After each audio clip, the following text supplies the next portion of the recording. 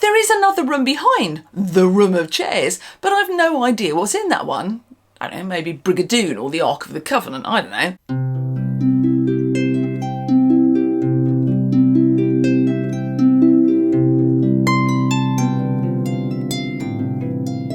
Hello! Welcome to Grumpy Old Crone with me, Annie, where I'm going to be whinging for about 30-ish minutes about things that don't matter very much in the pagan and witchcraft communities. I suspect I might go on a little bit with this one, so I'm just going to jump straight into the first segment of today, existing whilst witchy. So, on Saturday, my daughter and I decided to go to a little local town that we like. It's called Horncastle, to visit a favourite shop of all time, the Old Co-op. Now, I would like to point out that this shop is one of those places that inspires either absolute love or absolute terror in anyone who visits it. My daughter and I love it. A good friend of mine has nightmares about it, and Mr. Grumpy Old Crone is very happy to never step foot in it ever again. Why? Well, I'm going to ask you to use your imagination at this point. So imagine someone who has a clinical hoarding problem, and they decide that the way to deal with their issues is to buy a really big, ramshackle, mostly abandoned building with a whole load of weirdly interconnected rooms and outbuildings, and then start filling it with the highly random contents of various house clearances. And then they don't stop. They just keep filling and filling and filling it. And when they run out of room, they just kind of like wedge things in place, and then they put more stuff on top. They don't care if they stack things in a way that means entire rooms are mostly cut off and customers have to, climb over things or jump piles of taxidermied seagulls and commemorative coronation mugs from George VII. It's like that, only it's much more extreme than you can possibly imagine. There is a pile of copper and brass Victorian bed warming pans. It's about 7 foot tall. I joke, not at all. You think it's only waist deep until you realise that when you see it, you're at the top of a small set of stairs. And as you descend the stairs, it just kind of gets higher and higher. It kind of looms over you.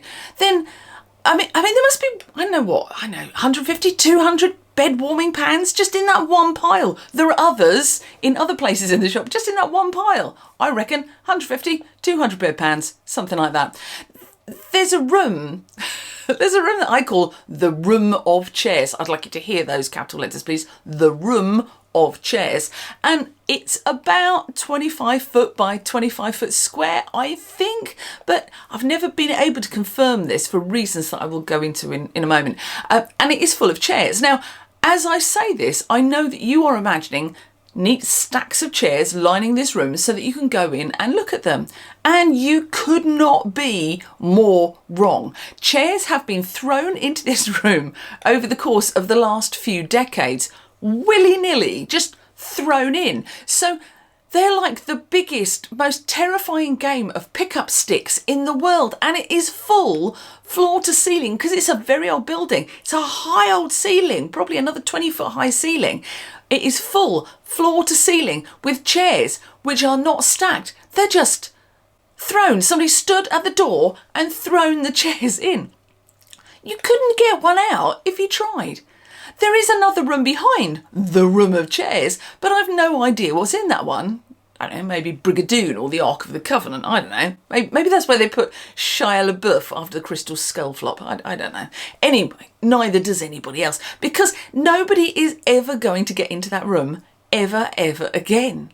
Much of the china and pottery and glass is stacked outside in the yard, and there are pictures of this bit.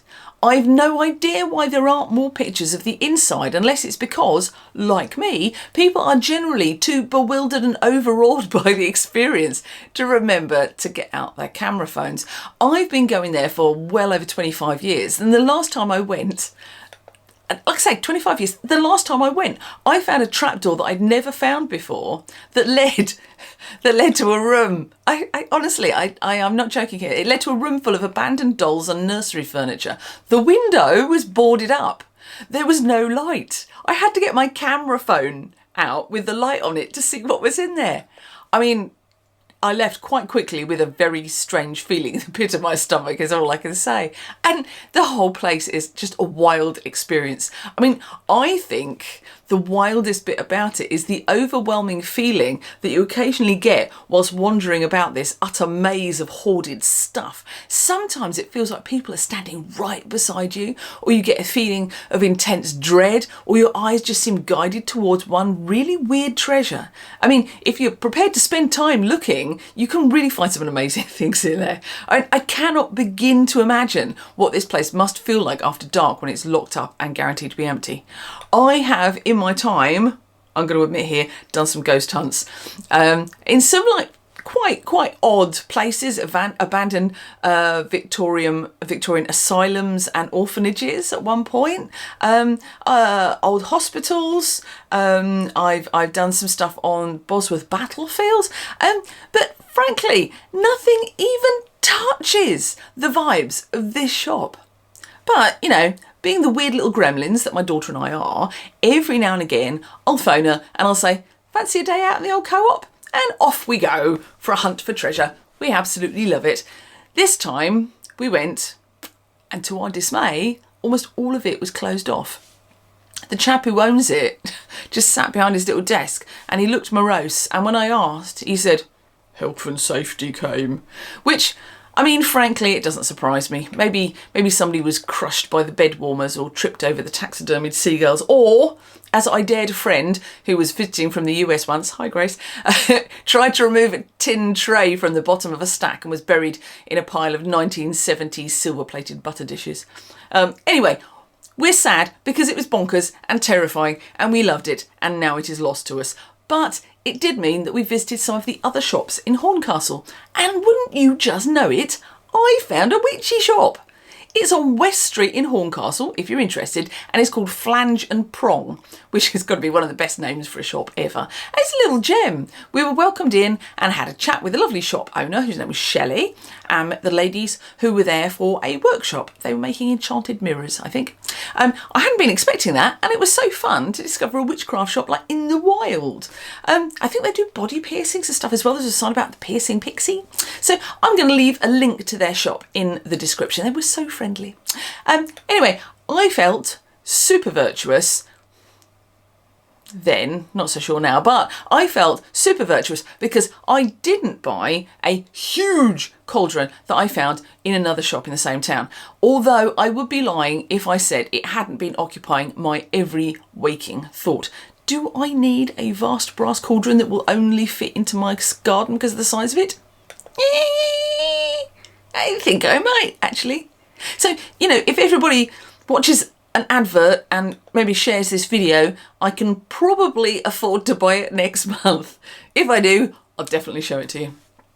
Right, enough of that. We're going to move on to meat and 2 potatoes. Here we go. So, last week's video should probably win some sort of prize for being the most misunderstood video that I have ever made. I've discovered that a lot of people don't actually like to listen to what people say on YouTube. They apparently prefer to assign a random meaning to a video based on a title, and then they get angry about that random meaning. And oh boy, did I get some angry people. I haven't had the chance to check out the more recent comments, as my day job kind of ate most of last week, and now I've started on summer projects, but hopefully things will ease up in a week to 10 days and I'll get back and see it all. I can only assume that most people looked at the first few minutes of my meat and 2 potatoes section last week and decided, it's about cultural appropriation. No good for nothing hippie Brit is going to tell me that I'm not a Viking. I mean, sideline, if you really want to see people getting very, very upset by being told that they aren't Vikings, I recommend looking up Northern Black Tattoos on Instagram. Izar Oakmond is an amazing tattooist, knows a lot about medieval Norse culture and how it reflects on today's societies, and most importantly, is very forthright about telling people that they aren't Vikings. He has a merch line with it on even. You are not Viking. His comments section is always full of full-grown men somehow weirdly convinced that they are actually characters in a TV show on the History Channel. They probably know most of the words to My Mother Told Me, although they're way too embarrassed to actually attempt to sing in public. And wow, do they hate being told that they aren't in fact related to Ivar the Boneless or Ragnar Lothbrok. It's a thing, it's a whole thing. Anyway, back to last week at Grumpy Old Towers. The comments section in last week's video was fascinating. All human existence seemed to be there in one way or another. Now, just to be clear here, the Cliff Notes version of what I was saying was this. Being interested in everything is great. Reading about it is fascinating. Don't feel that you need to make everything that you discover part of your active practice. It's okay to be interested, learn something, and then just leave it as something you've learned. If you want to incorporate something, do so with respect and humility towards the people whose tradition it is. Financially support the cultures you love and want to see thrive. But apparently that was not what many people thought I said. I think maybe the algorithm rendered my voice saying like, you know, Charlie Brown's teacher or something. But out of that misunderstanding came a really interesting question, and one that was asked genuinely over and over. And that question was, what am I allowed to practice if I am not living in the culture of my ancestors? It was a question that was asked a lot by people in the US, but not exclusive by them at all. There were a lot of others. And it's one of those questions that, in my head at least, is both incredibly simple and really, really deep. And I want to see how far I can get in this today without running out of time. So the first thing to make really, really clear is that, as I said last week, there are no pagan police. I mean, well, actually there are. In the UK, at least, there is now a pagan police association to support pagan police officers and foster links between the pagan community and the police force at large. But what I mean in this context is there are no people who are going to bang on your door and arrest you for cultural appropriation of religious practices. If you're working behind closed doors, who's going to know what you're doing? Unless you are out there, you know, on Instagram taking pictures and videos of yourself having a native powwow with your friends Albert and Beatrice from Stevenage in your local park, then nobody knows, nobody cares. If you are sticking things like that on Instagram, then I ask you this: why are you doing that? Why does your personal spiritual gnosis need to be posted all over Instagram in a series of carefully curated and shot videos? What is the spiritual purpose of this? Let's be honest here. What is the spiritual purpose of this? Is it to teach? Fair enough. But if you're teaching, then be very bloody sure you know what the hell you're talking about and what you're teaching. Make your content educational, and don't center yourself as a teacher in a culture that's not your own. Because the other side of that coin is you're just doing it for clicks. You're exploiting something that doesn't belong to you for clicks. And that's just a bit shitty, really, isn't it? Make attractive Insta content by all means, but don't pretend that it's something other than attractive Insta content. It's entertainment, and that's fine. It's carefully posed, lit, photographed and curated entertainment. It takes a lot of skill to do that. Own it. But be aware that if you present it as teaching, then some people out there will take it as teaching. And if you don't know what the heck you're doing, then you're going to be directly responsible for a step on somebody's spiritual path. If you're teaching something with no meaning, intent or power behind it, and someone expects a result and just gets an empty, meaningless set of words and gestures, that can lead to, you know, people being really sad and despairing and a deep sense of feeling lost and clueless on a path that should bring them joy and inner enlightenment. And, you know, make no mistake, there is blame to be allocated here. Are you willing to shoulder the blame for that person feeling lost and hopeless because you didn't know what the heck you were talking about and you were teaching? I mean, some people will now be pointing at the screen shouting, "But you framed yourself as a teacher, grumpy old crone, hypocrite!" Yes, I do have a little series of videos I'm working on called Grumpy Old Crone Teaches. Do I know what I'm talking about? Yes. Have I been doing it for nearly 40 years? Yes. Am I teaching a closed practice or one that I am not culturally and genealogically rooted in? Hell no! What I teach is open, accessible to all and not charged for. Don't get me started on that join my 12-week course for only 125 quid and I'll teach you the secrets of the universe that AI told me last Tuesday bollocks. I don't even put mid-roll adverts in these videos because I bloody hate them, and I'm pretty sure that you do too. I do a little video every now and again about something simple when I have some spare time. I don't charge for them on YouTube. I mean, yeah, I do some other stuff on Patreon, true. That's more in-depth teaching about things like nuts and bolts of how to read tarot and not just the meaning of the cards. And I don't charge 125 quid for 12 AI-generated worksheets either. I have a full Patreon extras a month on average, but at this point I'm just trying to self-justify my Patreon, so I'm going to shut up. You don't have to do it, it's fine. Forget it. Yeah. But what I really, really wanted to get to though was this question of, but what can I practice? And this is where I get a little bit bewildered because it seems like the ultimate cart before horse scenario. What can you practice? Well, what do you believe? That's what you practice, just that. Me? I mean, I started off as a teenager who couldn't find a meaning in Christianity. It was all very nice, but it just seemed a lot like a fairy tale to me. Jesus brought Lazarus back from the dead. Well, good job, Lazarus, but why? I mean, good job, Jesus even, well, and Lazarus. But why not my uncle, who died when I was 6? He was like really young, and I loved him a lot. And I prayed really hard. Why not my aunt, who was a really good person and suffered so much? What was that about?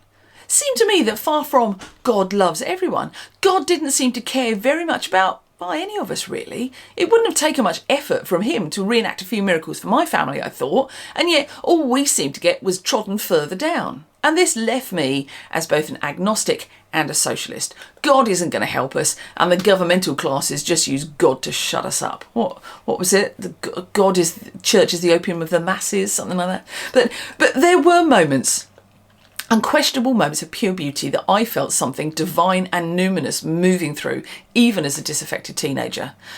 Clouds casting shadows across a sunlit Welsh valley, the power of a storm on the sea, the ladybirds arriving just in time to eat all the greenfly that were devastating the beans in the garden, ensuring that we had beans for later on in the year when we really, really needed them. It was something both softer and harder than the God that Sunday school had taught me about. And soft yet hard seemed inescapably feminine to me. I know other people see things differently, and that's fine, but to me, the goddess made perfect sense. And as I moved through different stages of my life, I came to realise that the goddess was not a floating feminine divinity with boobs, hips and improbably good hair, but the earth that I walked on, the soil that fed me, the sea that called me home, and that is what I believe. I walk on the skin of the goddess I adore. She is my mother, and the plants and animals are all my siblings. I should treat them with respect accordingly. There's more to it than that. I'm sure you'll have figured out if you've watched more than a few of my videos by this point, but everything ends up with Gaia, my divine mother. So how do I approach worship? It's all about building a relationship with her and the elements that help her to function in her divine purpose. I have an altar, but it's far less important in my practice than my garden. It's mostly a work table for my witchcraft, and my witchcraft is both separate and very much inspired by my beliefs. I've adopted a few things from practices local to me. I do a lot of work in silence because silence feels holy to me. I work with various signs and marks on paper and wax. I work with my ancestors, both my immediate beloved dead and the more distant spirits that I can summon. This often takes the form of giving offerings and talking to them as if they were actually here, because they are.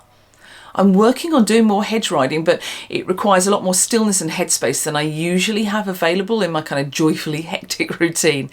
I generally try to be in silence with nature whenever I'm able to. I look after plants, insects and animals wherever I can, whilst also understanding that we are part of a cycle. I'm an omnivore who wears leather. I own that. And honestly, I recommend this as a way of finding a practice that works for you. I'm not looking at what other people are doing and reading it and raiding it as a way of finding something to do. The only people involved in how I worship divinity and practice witchcraft are myself, the spirits present, and anyone I personally invite into my space.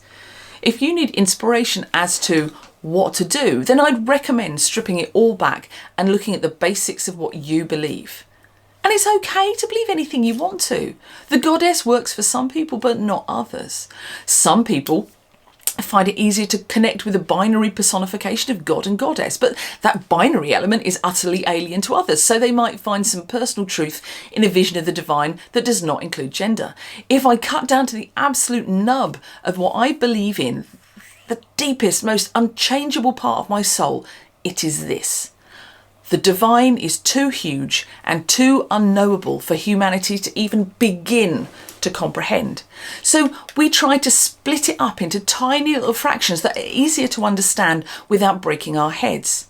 Whether you believe in Krishna or Baphomet or Jesus or Baal or whatever, it's all true. It's all just a tiny fraction of a vast madness-inducing whole. We shouldn't kill other people for believing different things because they aren't actually different. They're just a different tiny window onto the same vast truth. So when someone says, I'm an immigrant in a country whose native belief system is closed to me, what am I allowed to do? I would say that what you need to do is look to your own belief and then the land.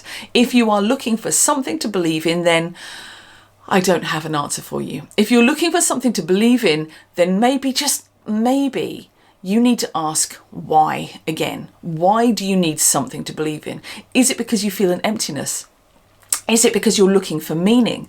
Do you need to do something different to what everybody else around you is doing? Break that question down and find the heart of what you believe.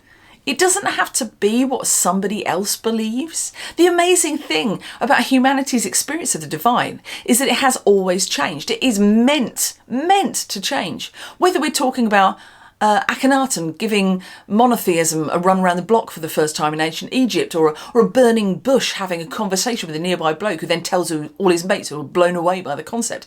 It's changing all the time. We think it doesn't, but we fool ourselves. In just 100 years, a great chunk of America has come to believe that Jesus believed in capitalism, despite the very clear evidence in the Bible that he didn't.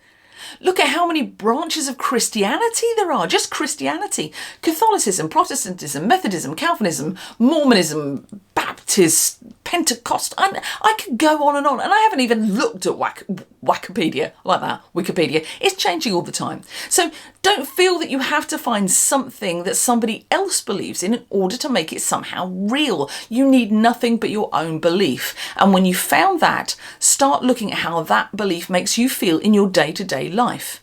Find ways to honour that in your practice and worship. This is also a really good time to say that it's perfectly okay to be an atheist witch. Paganism is not a prerequisite for witchcraft. Many of us are pagan, but pagan is such a catch-all term that it's almost meaningless as a definition. I know pagans who are Gardnerian Wiccan, Alexandrian Wiccan, Cochranic Traditional, Asatru, Theodonists, Gaians, me, followers of Hecate, Kemeticists, Hellenists, and so much more. If you look at witchcraft, or indeed any kind of magical work, whether high or low, as a practice that manipulates unseen power to achieve a direct result, then you can see that it doesn't rely on belief in any kind of divinity. Those of us who do it know that whatever other people say, this stuff works. We don't always know exactly why it works, but it really does. And equally, it seems to defy testing. Once again, we don't know why. I firmly believe that one day we will all understand this, but right now it's enough for me to say, for me, it works when I do this set of things which I have refined over the past few decades. So when faced with that question that so many people asked last week, I'm an immigrant in a country with closed practices, what can I do? The answer is simple. You can do anything you like except hurt people. I mean, you can hurt people, but it's not really nice, is it? I mean, personally, I'm not a big fan of upsetting people. Well, obviously, except, resin crafters, polyester cloak wearers, and Donald Trump supporters, obviously. Yeah. I'm not a theologian by any measure of the word, but I will say that if there is something in a local closed practice that you feel really drawn to, why not do a bit of research and see what there is in other practices that are not closed? Great example is smudging. Whilst not every American First Nations person will tell you not to, I think enough of them have made it abundantly clear that maybe we should all just stay the hell away from their own closed, meaningful cultural practice. But, and this is a big but, why not do a bit of Scottish seining? That's not closed. Scottish people are all over the globe. Maybe don't pretend to be Glaswegian while you're doing it, but by shifting your focus a little, you can still do something that energetically works in a similar manner, but isn't hurtful to a people who have, frankly, had enough of white people being genocidal assholes to last them until the end of all time. Want to do a bit of sacred drumming? Maybe drop the claims to Sami shamanism and cast your net a little wider. Many cultures have trance-inducing drumming. Many drum journey practitioners work solely with a worldwide belief in planes of existence and scientifically proven drum rhythms to move journeying people into another brain phase for their journeys. Nothing stolen about that. Want a totemic animal? You don't have to use another culture's concept of particular animals having particular meanings for individuals. I like hares. I like hares a lot. I have them in my tattoos, I have them on mugs, I have them on items of clothing and in my house decoration. Hares are my thing. Well, hares and mushrooms if I'm being honest, but you know, hares. But I refer to them as my thing, or if linguistically pushed, my special animal. They appear to me at crucial times in my life, I've found. In ancient Britain, hares were seen as messengers of the gods and predictors of the future. Nobody is out here gatekeeping Boudica. Have at it. You could find alternatives, but it requires a bit of thought and consideration. Don't just step into another culture and try to make it fit you. Spend some time deciding what you want to do and how you want to do it, and how to do it in a way that is spiritually meaningful. It requires thought, not just a decision of, today I have decided I am going to do Hermeticism and now I must go to Amazon and buy a Hermetic starter kit along with a book to tell me what to do. That's not real. That's not a real meaningful connection with the divine. I'm about 110% sure that people will listen to all of this and still say, you can't tell me what to do. And I'm not in control of that, sadly. Hopefully enough people will hear me saying, act with respect and don't hurt people, unless, of course, their name rhymes with Bonald Brump, in which case feel free to call them rude names and vote for alternative candidates whenever the chance arises. But let's leave this for now and let's go on to the positive bit. Here comes the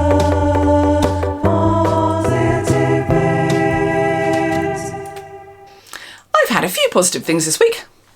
As my apology post said yesterday, this has been a totally mad week for me. I've had a big end of term performance with my day job, which involved a whole ton of organisation and running around like a mad thing, but was super rewarding. Yay.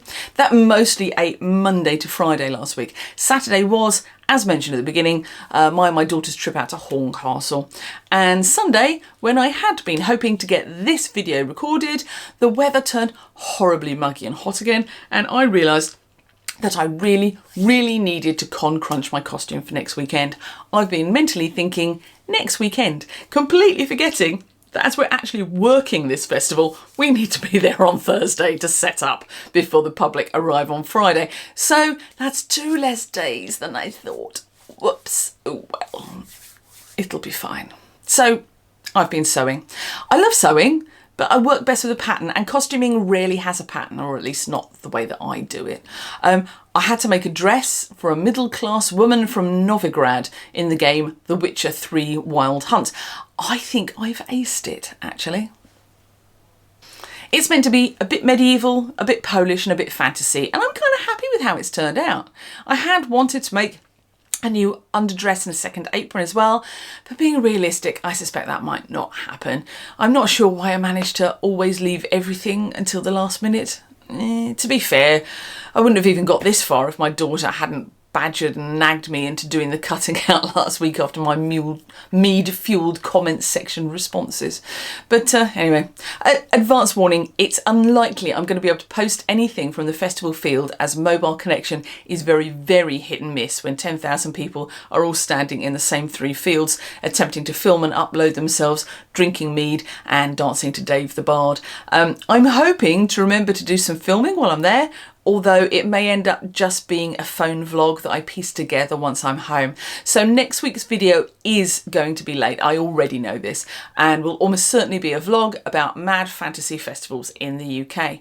If you're actually coming to Fantasy Forest, which a couple of you are, I will be on the Witcher pitch, cooking, I love that witch bitch, cooking and waving a comically large ladle at hairy men in armour. Shout, "Oi, Annie!" or "Grumpy old crone" at me and I'll come and have a chat. Oh, P.S. we have merch. If this game, Witcher 3, is a happy place for you, like it is for us, then hit us up. Also, hit us up, literally. We're doing sword fighting lessons and potions lessons.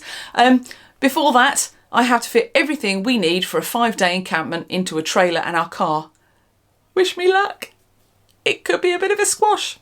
Anyway, wishing you the exuberance of a vegetable patch in July, the joy of newly fledged chicks, and a very comfortable room temperature, day and night. Bye!